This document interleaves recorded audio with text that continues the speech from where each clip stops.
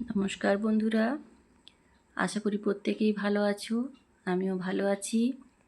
আমার শখের হেসেলের আরেকটি নতুন ভিডিওতে তোমাদের সকলকে স্বাগত জানাই। আজ সন্ধেবেলা টিফিনের একটা আয়োজন করেছিলাম। ছোট্টখাটো টিফিন বানিয়েছি। দুটো পাকা কলা দিয়ে কিভাবে সন্ধেবেলার টিফিন আমি বানিয়েছি সেটাই তোমাদের সাথে আমি শেয়ার করছি। তার জন্য নিয়ে নিয়েছিলাম দুটো কলা। কলার খোসাটা ছাড়িয়ে এই কলা দুটোকে বেশ ভালোভাবে ম্যাশ করে নিয়েছি।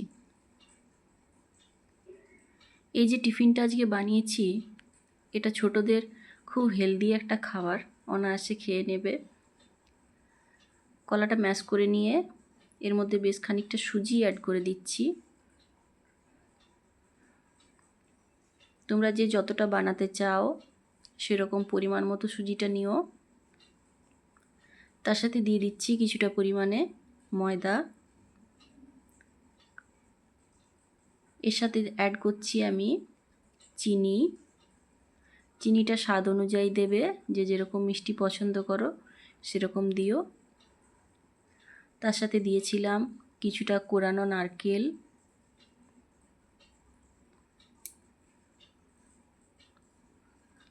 এই সমস্ত উপকরণগুলো দিয়ে বেশ ভালোভাবে মাখিয়ে নিয়েছি।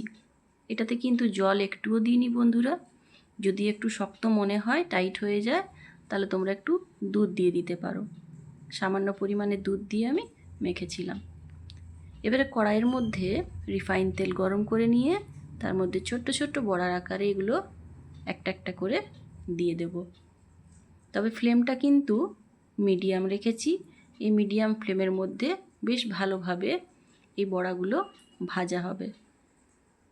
এই যে ফুডটা আজকে আমি বানাচ্ছি বা যে টিফিনটা আজ আমি বানাচ্ছি, এটা যে কোনো মানুষের, যে কোনো বয়সের মানুষের, ছোট থেকে বড়, খুব ভালো খাবার একটা।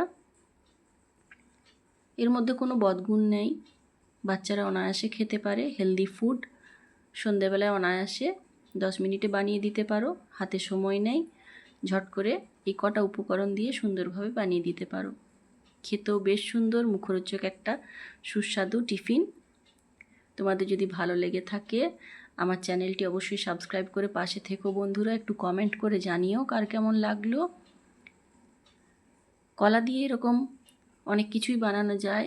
একে একে তোমাদের সামনে সমস্ত কিছুই তুলে ধরবো।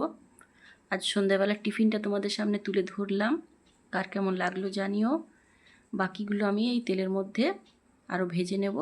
এগুলো এপিট ওপিট করে সুন্দরভাবে যখন লাল লাল হয়ে গেছে তখন আমি তুলে নিয়েছি। নিয়ে ওই তেলের মধ্যে বাকি যে ব্যাটারটা ছিল সেটা ভেজে নিলাম। দেখো বেশ সুন্দর তালের বড়ার মতো দেখতে হয়েছে, খেতেও খুব সুন্দর। তোমরা এভাবে বানিয়ে খেও আর জানিও কেমন লাগলো। পাশে থেকো বন্ধুরা, দেখা হচ্ছে পরবর্তী ভিডিওতে।